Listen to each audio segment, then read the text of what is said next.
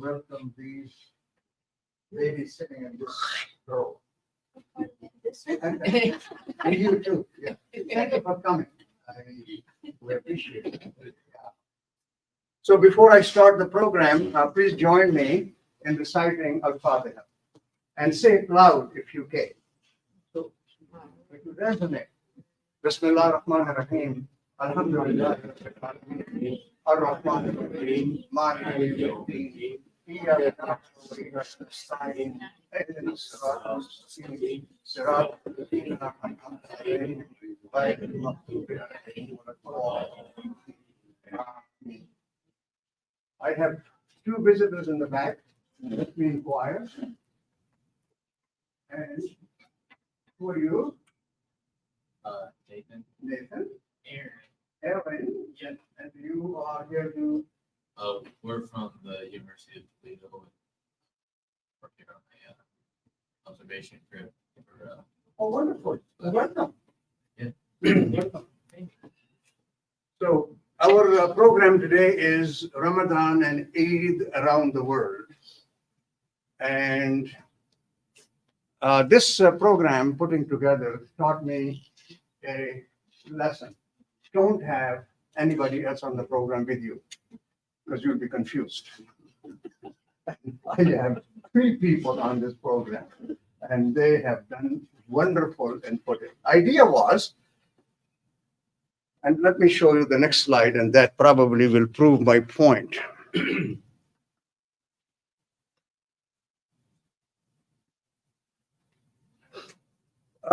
People in the West particularly think that Islam is a monolith, like it is just one huge big block of stone, and they all do the same thing, they all believe the same thing, and there are no differences. Well, fortunately,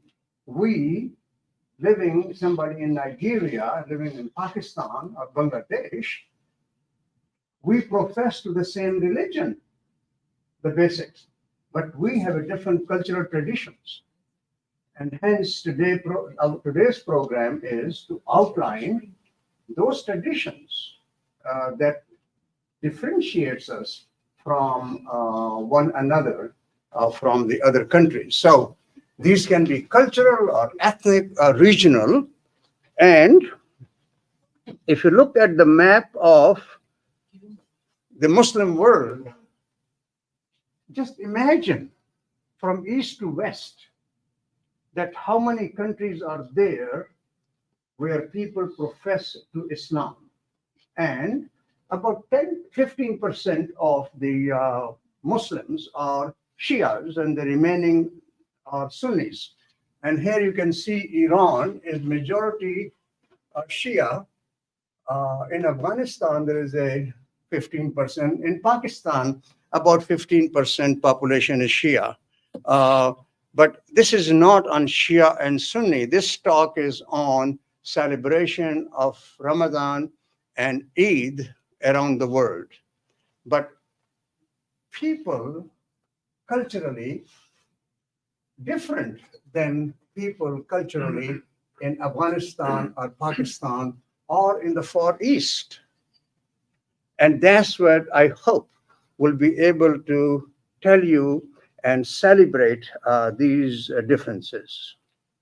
So the outline of this presentation this morning is that first we're going to go to Turkey. And Aziz Sezgenes, our longtime member, is going to take us there and tell us about what happens in Turkey. And then Bangladesh, our treasurer, Muhammad Ashik Alam, is going to tell us about Bangladesh. And then Egypt, Abdul Wahab Suleiman, I apologize for misspelling your name. I think this name really suits you well. You should change the spelling. Yeah, actually, it's supposed to be.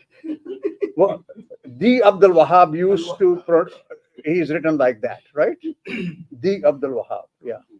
And then I have a photo gallery of about 10, 12, 13 pictures of Eid celebration around the world. And then, if there is time, I will have some personal memories of me growing up in Pakistan as to how we observed fasting and celebrated Eid.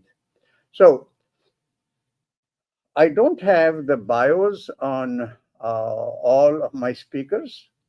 So I would suggest that if uh, Aziz, you will come and say a few things about yourself. And each speaker is limited to 10 minutes so that we can wrap it up by the whole program by Zohar prayers. You are first.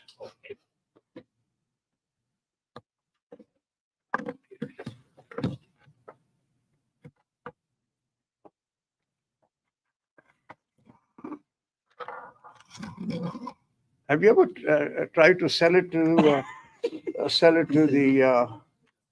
You don't tell you that great museum in Washington? This is not a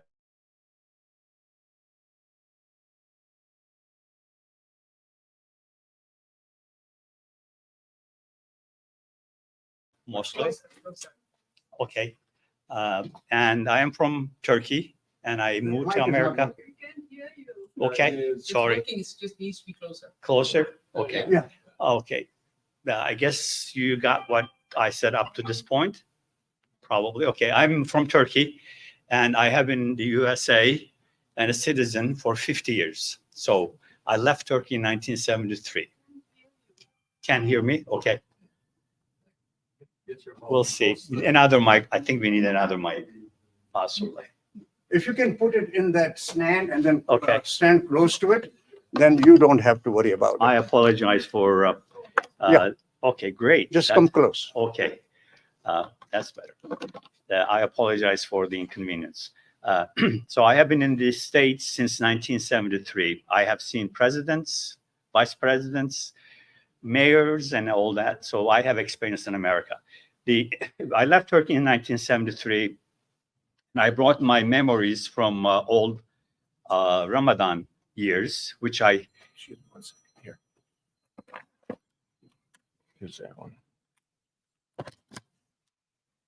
Okay, which I clearly and vividly remember and carry with me and try to transfer that to my children. I have 3 boys and they all came here to Sunday school and they all graduated. They are very successful professionals.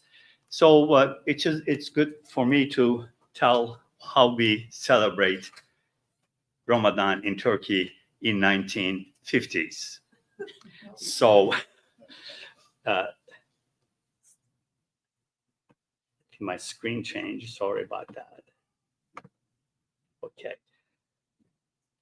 This is the traditions in Turkey. Boy, we got a microphone problem. Okay, I may need the other microphone. Okay. Thanks. One mic is enough. Okay. And this is the Hagia Sophia, which used to be a church until 453, when the Turks took Constantinople from the Greeks, and they added 4 minarets to it. And it is a museum. It was mosque, and then a museum, and then mosque again. So mosque and a museum at this present time. So it says Hoş geldin Ramadan. That means welcome Ramadan. And Ramadan could be, it's a month, but also it is given to the people as a name. So there's a little joke, and one guy came to Istanbul and he saw that and get off the train and he goes, wow, how did they know that I am in Istanbul? I came to Istanbul. He thought they are celebrating his arrival to Istanbul, but this is the arrival of the month of Ramadan. So we call that Mahya. I'm not sure if that's Arabic or Persian, possibly. It's not Persian. Yeah.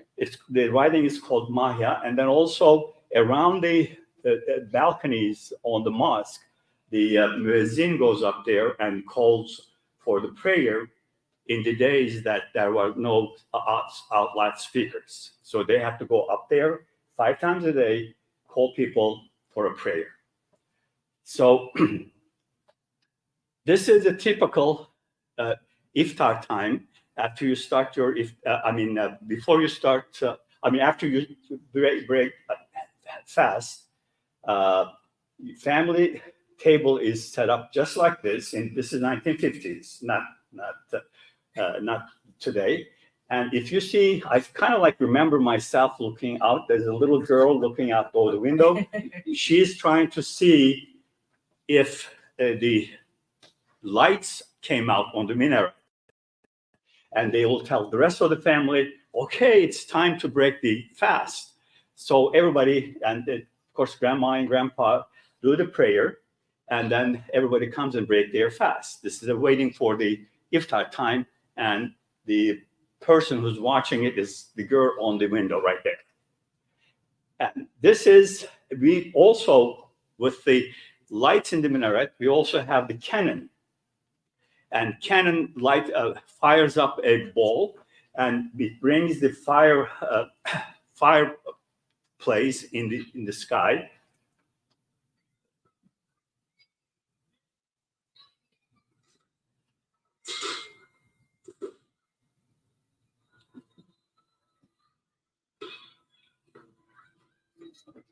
And then the muezzin comes on, and the balloons and the fire, everybody knows that it's time to open and break your fast.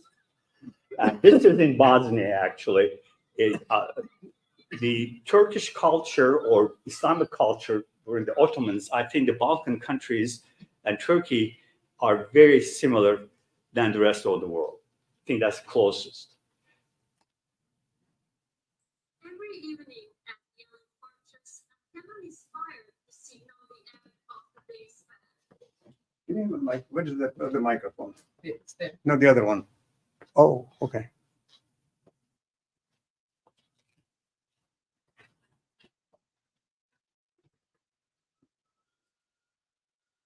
This is the Adhan.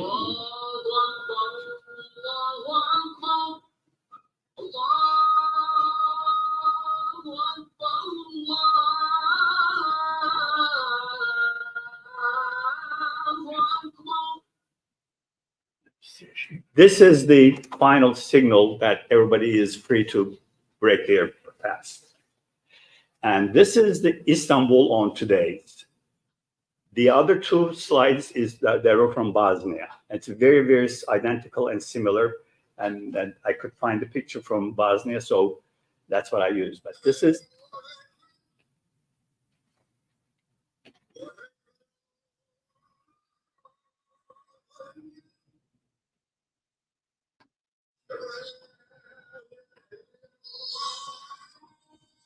as you see, there's no muezzin on the balcony here. It's speakers used on the balconies.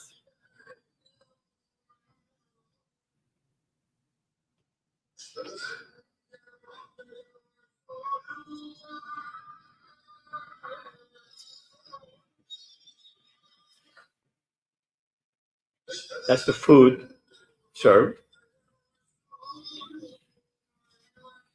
Most of the mosques in Istanbul, they have free iftar dinner for everyone. Whoever wants to come and join, break their fast, they have the table set up. You don't have to be Muslim or Christian or Jewish or whatever faith you have, you can go and join. They welcome you. And this is the crowd around the mosque. They are breaking their fast.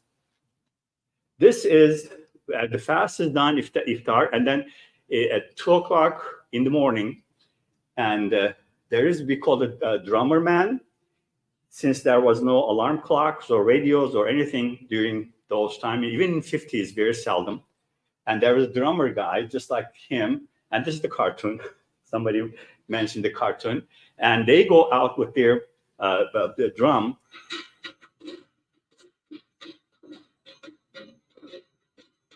and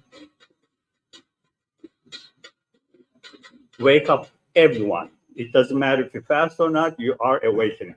And the way, and they call the people, they say, what do you get from sleeping? Get up and start fasting, and you will find the paradise if you do that. So those are type of rhythms, and they talk about. This is the real guy who does, and he takes his 2 children with him, 2 o'clock in the morning, every single day, 30 days. While the rest of the neighborhood sleeps, Louise is preparing. Wear these traditional clothes, I feel really good because people want to see me in these clothes. The clock strikes 2. He takes to the streets. With his boys in tow, Louise walks a well-known path, continuing a centuries-old tradition. I want to continue this strong tradition because it comes from our ancestors and the Ottomans. It belongs to the past, but it should continue in the future. Louise is one of thousands of drummers across this circle who wait the faithful for the last meal before sunrise and the day's fast during the month of Ramadan. Suffering on corners, he sings poems extolling the holy life. Slowly, the lights come on and those waiting come to watch.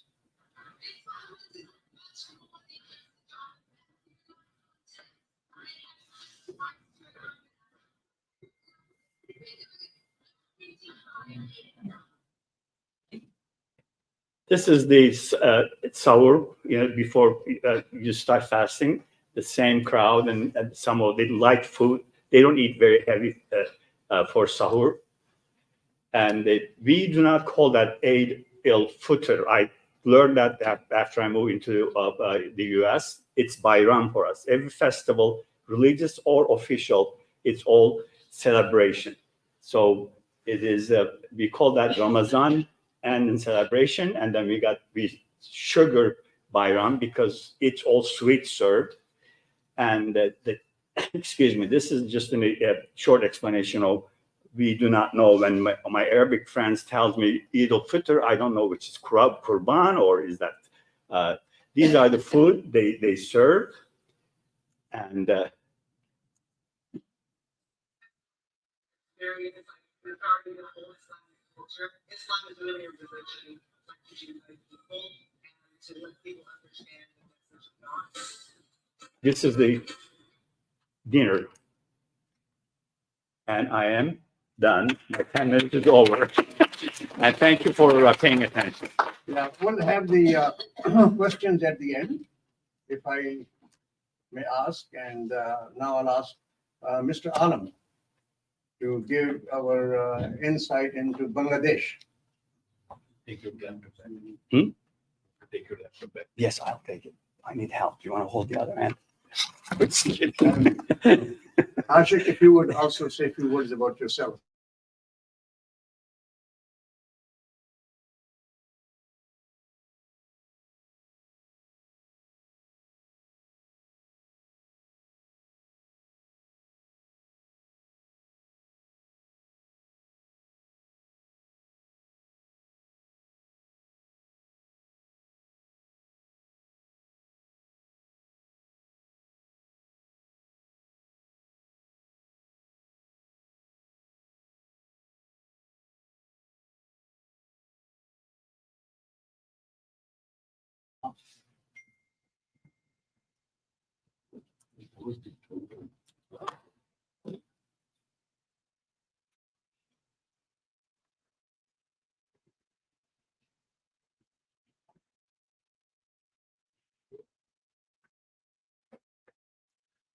Assalamu alaikum. Assalamu My name is Mohammed Alam. I am member of the Council of ICGT since last year and also performing as treasurer. I moved to US in 2012 and I was in New York initially. And then I moved to Toledo for work purpose in 2017. And since then I'm staying here. I have two daughters. I have a business background. I'm an MBA from Australia and master's in business from Bangladesh. I have some hobbies. I like traveling, fishing. I like cars. I like to build Lego with cars and all that. I'm really very happy to present about Bangladesh, where I am from, how we celebrate Ramadan and Eid. I need to do this. This is a part of the world map where Bangladesh is here just beside India. And that is our map and that is our flag. I just wanted the audience to get some familiarization with what Bangladesh is.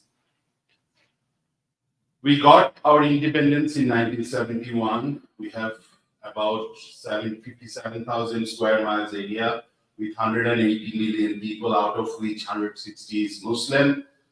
We are the third largest Muslim populated country in the world after Indonesia and Pakistan. Our national language is Bengali.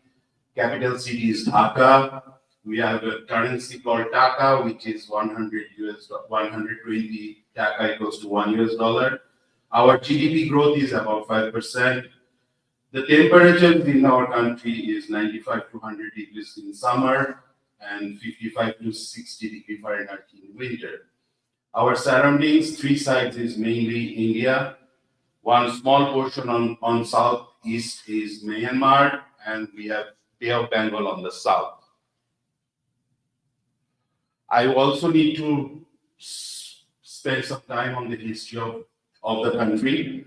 Many years ago, our land was dominated by Hindu and Buddhist religion. Bangladesh, which is part of India, was ruled by Nanda dynasty in 4th century, and after came Mauryan dynasty in India. Hence, India was dominated by Hindu religion. In 2nd century, when the moon was divided by Prophet Muhammad sallallahu alaihi wasallam, King Varma of India sighted same from his land, and it is thought to believe that he inquired about this division of the moon, that a prophet from Arab did that, and it was believed that he accepted Islam. Muslims took over the Hindus in 12th century. There was Mamluk dynasty, Khilji dynasty, Tughlaq dynasty, Sayyid dynasty, and Lodi dynasty. And then Emperor Babur from Afghan. The Mughals came to India and took over and ruled India since the 16th century.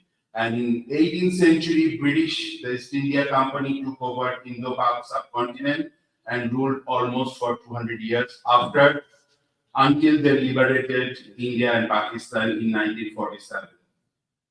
It was into two. One was East Pakistan and West Pakistan and India, and it was divided due to the religion.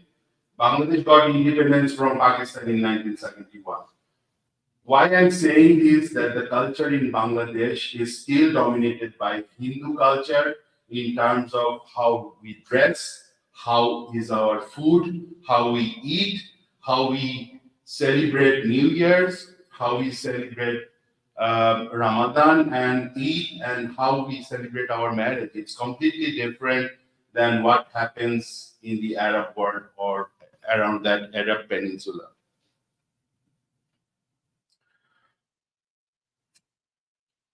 The fasting starts nationally by sighting of the moon. It has to be sighting by the moon. There is officials who do the sighting of the moon as a committee and make the official announcement. Once announced, usually it is traditionally one day after Saudi Arabia, Ramadan start with Tarawih. About 99% mosques perform 20 rakat Tarawih with completion of Quran at the end of Ramadan. 95% Muslim population in Bangladesh are Sunni and followers of Hanafi Madhab. So you can see that moon sighting is there. Everybody's praying. These are the mosques. There are volunteers in respective neighborhoods who wake up people during Zuhr. In Bengali, we call it Seri, by singing and beating drums, similar to what we saw in Turkey. So there you see that people wake up. The food is basically rice, vegetable, pulse, fish, milk, and fruits during Suhoor. Our fasting time usually, but it depends on the season, but 5 a.m. to 7 p.m. normally in the ballpark of 13 to 14 hours. Office hours are also shortened from 8 hours to 6.5 hours during Ramadan. Most of the restaurants remain closed during the month of Holy Ramadan. People normally take lemonade, dates, fruit, chickpea, deep fried beef and chicken, paratha, halim, and other sweets during iftar. It is also a tradition to send iftars to your neighbors, mosques, and relatives during Ramadan.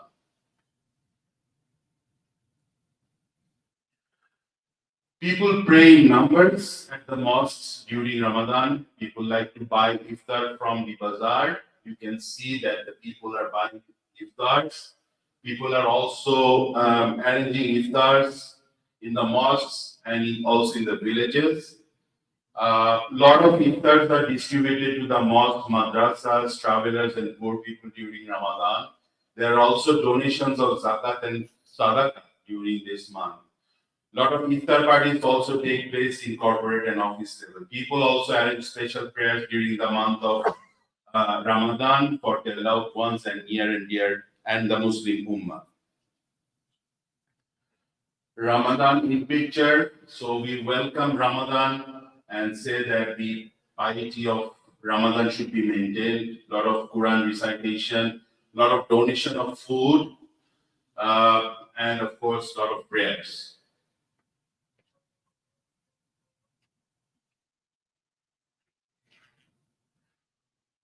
This is Eid celebration again. The Eid starts with national inciting of the moon and official announcement.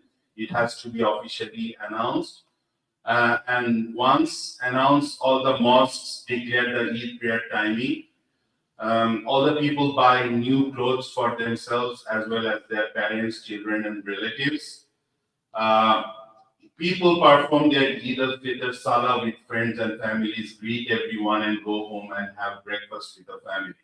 So it's first we do the prayer and then we have the breakfast. People then visit relatives, go to amusement parks, zoo, sea beaches, resorts to celebrate rest of the Eid in Bangladesh. So you see the official greetings from the officials on Eid, the dresses that they wear, festive look, the shopping malls, and this is how the a portion of the people who come to the city for work goes back to home. On the buses, the launches, trains, they all go back home to meet their loved one, their parents, their family, to celebrate the Eid. People are greeted officially from the head of state, and many VIPs are invited to state dinners in Eid. Some more pictures. Of course, the greetings in the mosques. It's decorated all over the city. The spatial big buildings are decorated with lights at night. Some games on the beaches. People go to parks and get entertained, and then a lot of food over here. We normally cook biryani, chicken roast, beef curry, kebabs, different type of sweets during the occasion of Eid. Most of the offices and government offices give bonuses during this Eid celebration, and we don't give anything else on the other. Only 2 Eids, the bonuses are given to the people so that they can enjoy and celebrate Eid and Ramadan. There are also special programs on the television on Eid Day. So this is basically it from my side, what we do in Bangladesh. It's basically culturally inspired of the local land. But I would say the tradition, the suhoor and the fast and the iftar are more or less similar, although there are some differences in the ground level. That is from my side. Eid Mubarak. Thank you so much. Abdul Wahab. Yes, sir. With the two H's.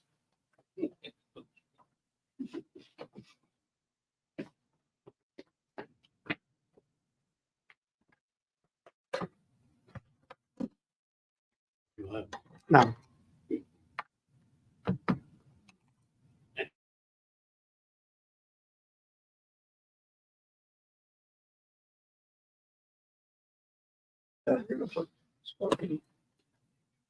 Let me check this guy too.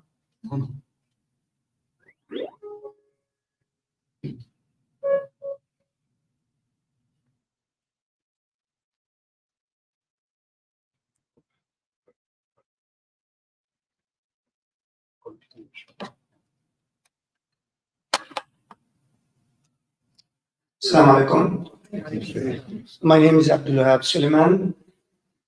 I came from Egypt. I graduated from a military technical college. I came with a master's degree in electrical engineering. Also, I'm a retired colonel from the Egyptian Air Force. I was an instructor in the Egyptian Air Force Academy. I finished my doctorate degree in biomedical engineering, and I'm the chairman of the board of trustees of the Samsung. The tradition, modern tradition in Egypt, I don't put much slides about the Eid. I'm leaving that already. Very similar tradition. Dr. Amjad will be doing some.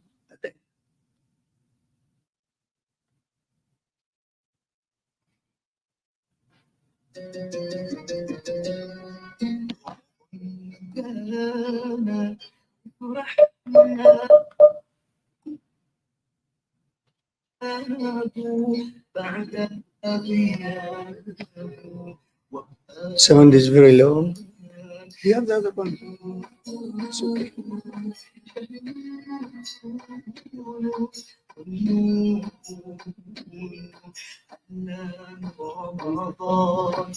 Raise the volume of the computer. Oh, it's max. It's maximum. Yeah. Escape. I hope it work.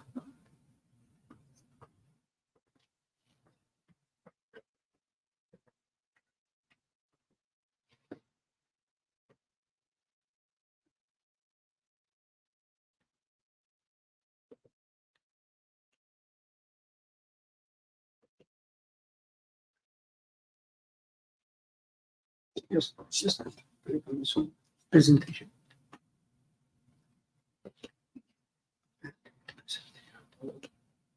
Okay.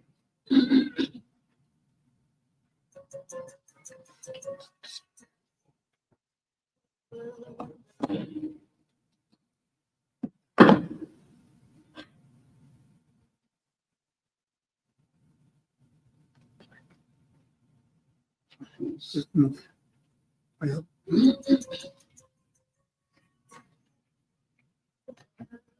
No, it's very low.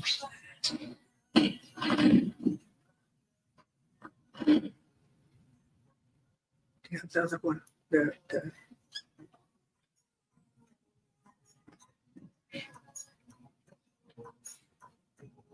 It's okay.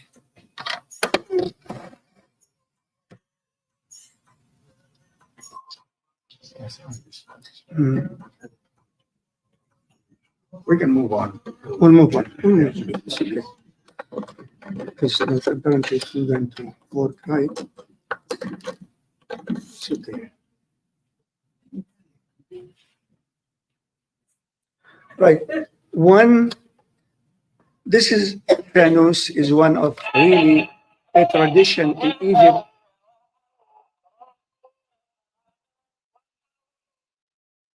The kids will hold this one during the celebration of Ramadan, the celebration of the street, and they move with that will all be sung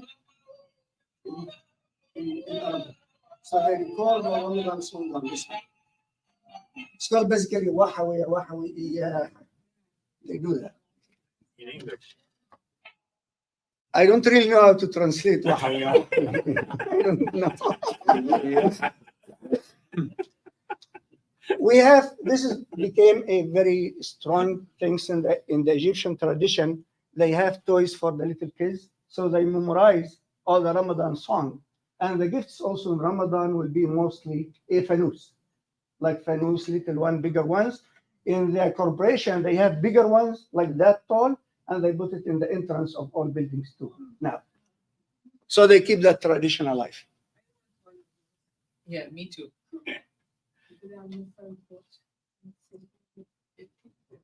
Also, one of the most important thing in two things, very important. The fanus is one. Number two, the street decorations. People decorate all the streets, and then they do a competition between the streets. It's not houses. It's all the streets, and people will walk which street is decorated much better than the other one. This is a very good thing in Egypt and the villages and everywhere. I attended that decoration before, just I came before Egypt and felt sad that I did not stay there for the end of Ramadan. Canon, again, this is common in Turkey too, but our canon really we recognize in Egypt. They have that canon recorded on the TV, on the radios, so that it is known. They would tell, okay, in Badfa Darab. It means they don't wait for the adhan. It's connected to the canon. When they say it's the canon fire, then this is the time of breaking the fast. And this is also famous everywhere in Egypt. They keep that on the radio, on the TV.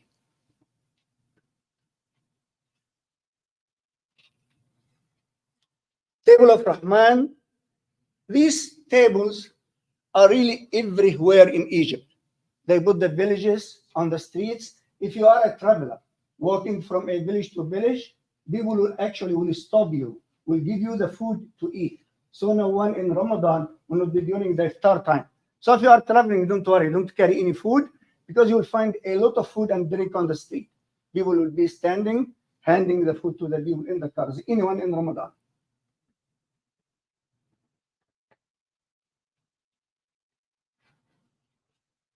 This is again the drummer.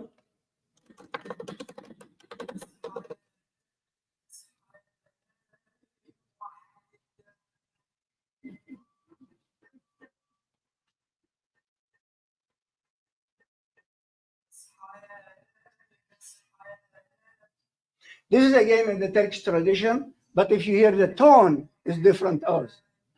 It's different than the Turkish one.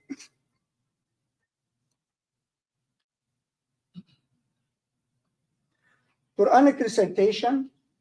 This is also different in Egypt.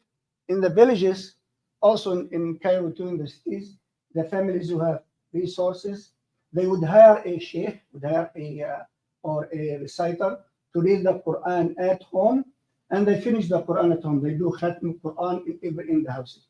Like in our village is small.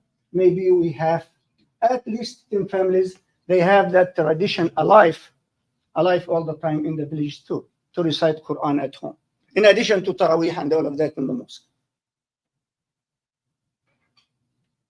One also is different than the other culture is the street soccer. We have that all over Egypt in the villages. We have also competition among the villages, between villages. That is very typical tradition of Ramadan. It's very, very good activity.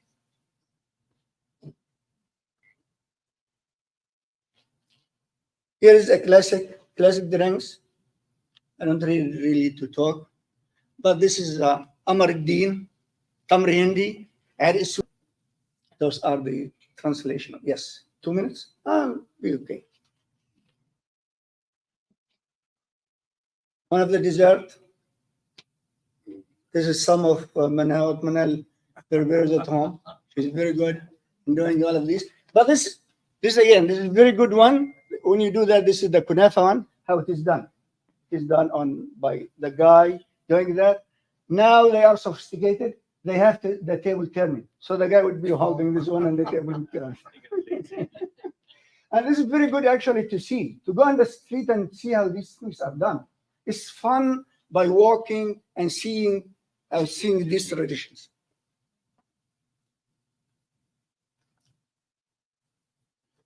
I missed this one. Of course, this is very famous. This is Manal's ones.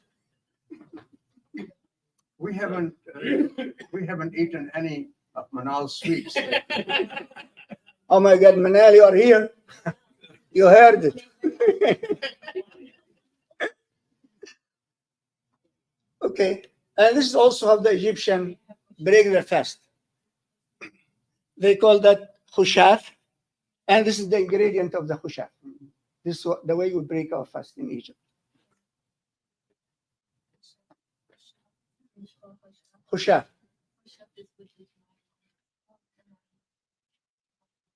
And this is a typical food. I think some of these are from our home, from Manal's too. Maybe this one and this one.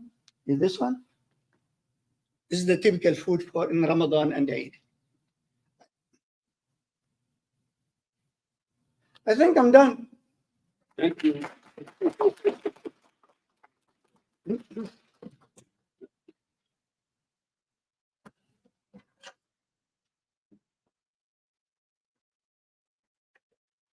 Thank you, Abdul Wahab. You're welcome. Let's give them a hand. A wonderful job, and with a time constraint of 10 minutes, and I think they all did a great job of staying within their time. So,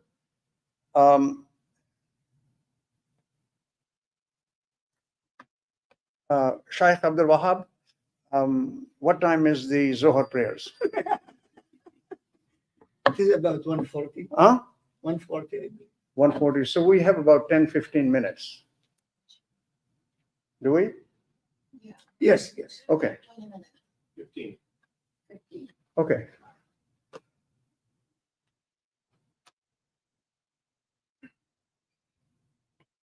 So we heard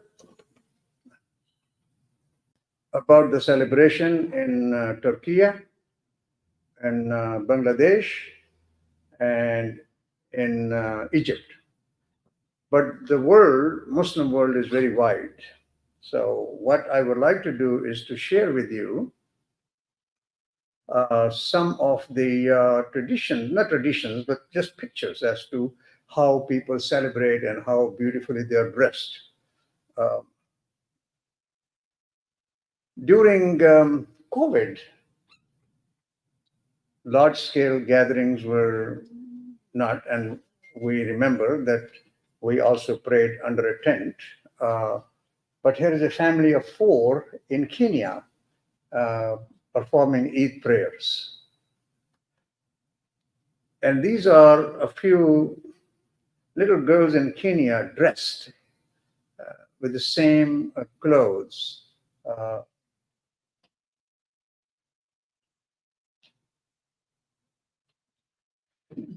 Comoros Island, look at that, how the men, the picture on this side, everybody is wearing those hats, which is very typical of that culture. And then the multicolored, beautiful dresses that the women have. And this is another picture of the women who have this colorful scarf.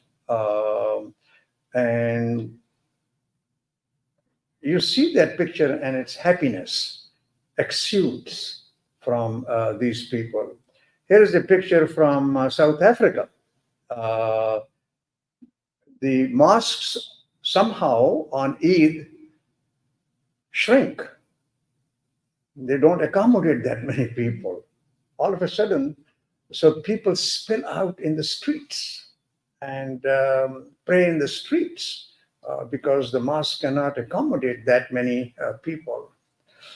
Here is a spice shop doing brisk business of selling spices before the Eid.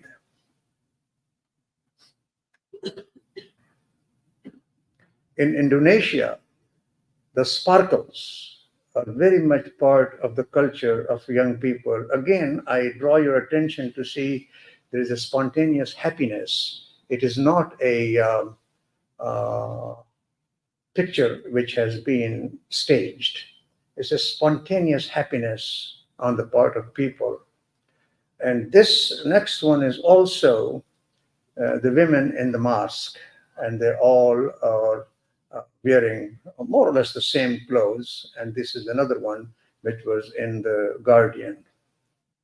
In Indonesia, they call Ramadan as Ramadan and Eid as Lebanon. Uh, the other last Friday we were talking about in the Arab world we call Ramadan, but in Southeast Asia we call Ramazan, because the problem which I think the Arabs have with Z. It's funny. Come on.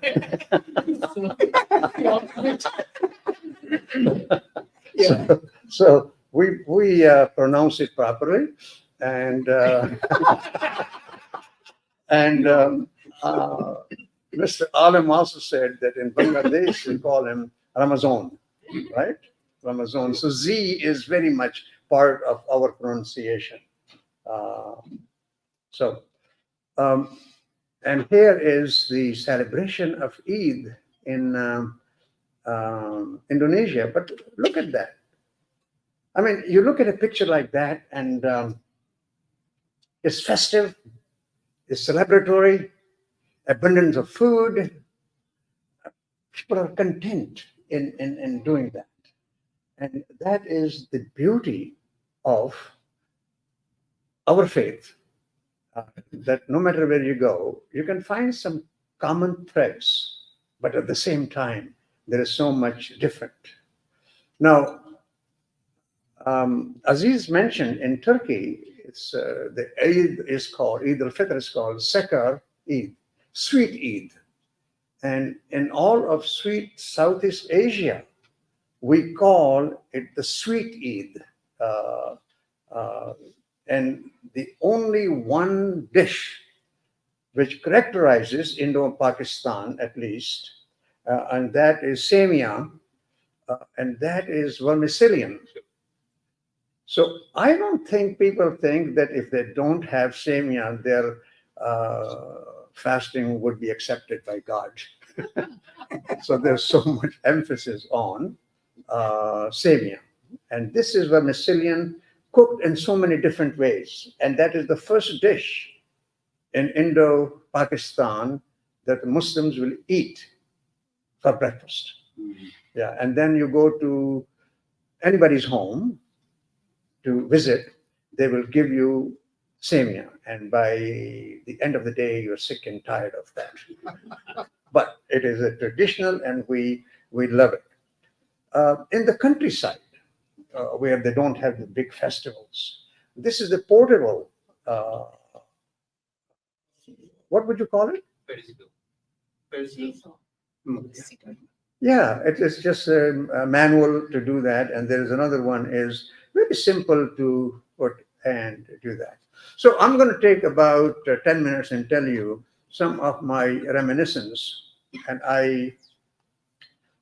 personal memories of fasting and Eid celebration in Peshawar, where I was born. And that was in my adolescence in the 50s. I show this picture because the clock tower that you see that is the center of the city, and most of the celebration were around this area. So I remember the fasting in the months of summer. As a adolescent growing up, the days used to be almost up to 14, 15 hours, maybe longer. And in the late afternoon, people will go to the community well in the city, every neighborhood had a well. And the well had a very, these are deep wells, and had a very cold, wonderful water.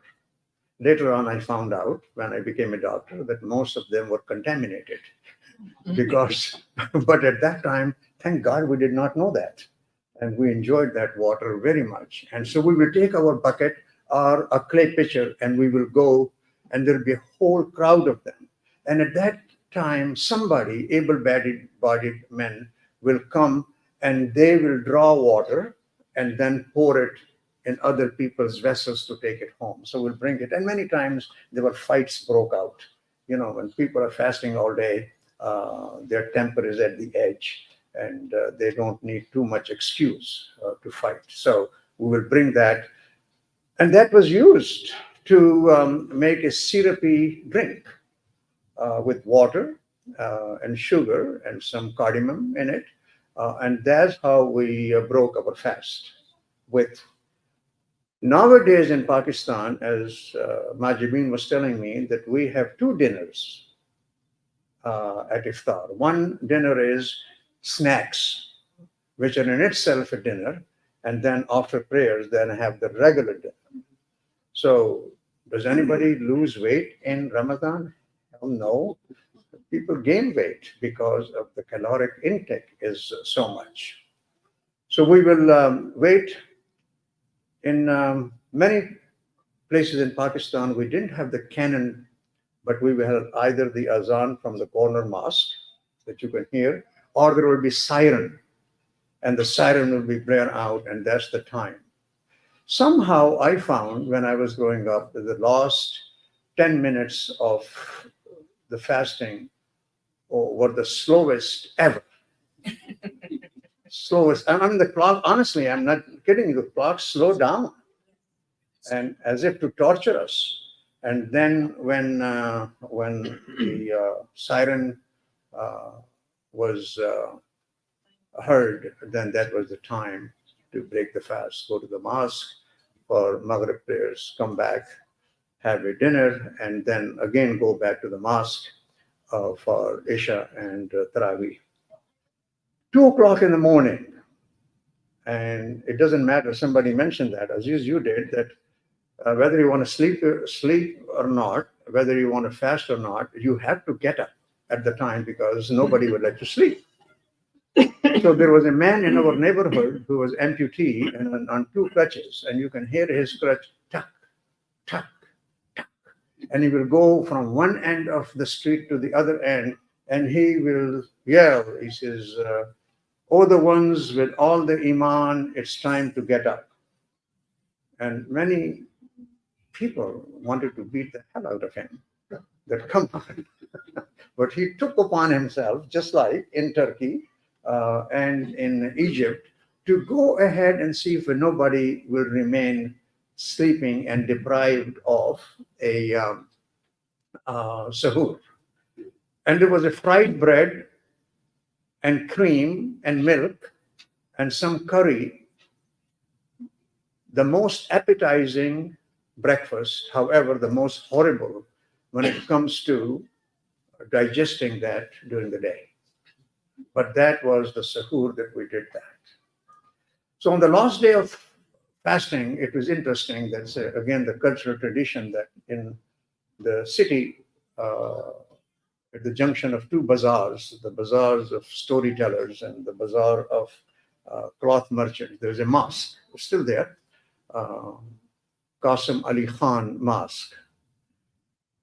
And people after Maghrib will gather there, and there'll be about 200-300 people. This scene is so engraved in my mind. We will also, it will be a few-minute walk, we'll run and go because the Eid will be announced. So there will be some people from the countryside who would come and they would climb these 20-odd stairs to go into the mosque, and they will huddle with the imam. And the imam will take their testimony that they have seen the moon, and if the imam is satisfied, then he would put his robe and amama and come on the top stairs, and he will declare that tomorrow is Eid, and then there will be a firing and all this thing, and the whole city will reverberate with fire and their celebration. But sometimes he did not accept those witnesses, and he would say that Eid is not tomorrow. And you can hear the crowd groan. Oh. I mean, these are the images that I have. So on Eid day, we had our breakfast, and then we would go to the mosque. All 6 brothers and some nephews, assorted guests. We will all walk to the mosque, and we'll take some bed sheets with us, because we never knew where you would find a place to sit down. And if you were in the courtyard of the mosque, or sometime outside in the street spillover, then you will have something not to be praying on the dirty pavement. So just like at iftar time, the last 15-20 minutes were the most hardest because the clock stopped. My recollection is that when the Imam gave the khutbah, that was the most long and agonizing khutbah that we children endured. But we wanted to get home, and we wanted to get money, and we wanted to go to the festival. And the Imam had that many things to say. And we children did not really appreciate that. And to be honest, not even the adults.